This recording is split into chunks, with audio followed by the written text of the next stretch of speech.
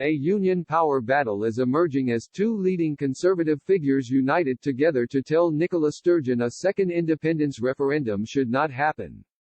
Douglas Ross claimed the Tories would boycott an independence referendum whilst Prime Minister Boris Johnson said Ms Sturgeon should focus on beating the pandemic.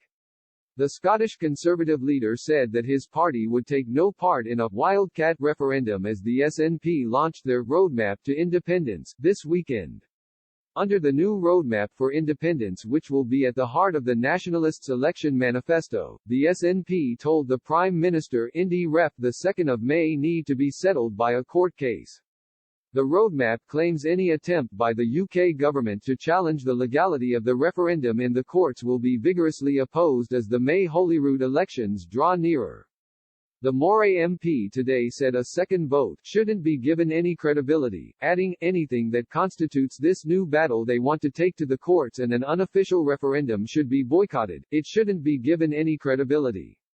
It is again a divisive tactic by the SNP to split our country apart with no then formal recognition of the result.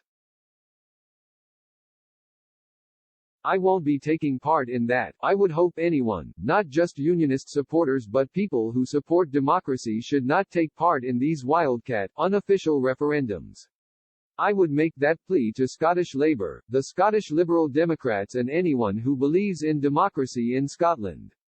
But Mr. Ross later said, a Section 30 order is the correct mechanism for any future referendum if we were to hold one because that's how the two governments agreed to the 2014 referendum.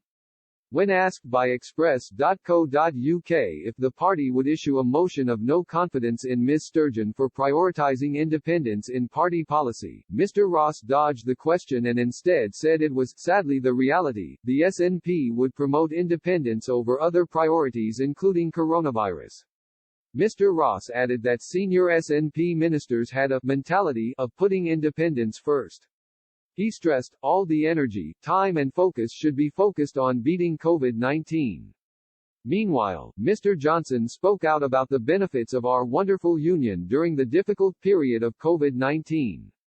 The Prime Minister, who has made clear he does not support a second independence vote, said, the whole UK is going through a pandemic. I think what the people of the UK want to see is everybody focusing on beating that pandemic, which we are, rolling out the vaccine, and getting ready to bounce back from that pandemic and have the strongest possible economic recovery.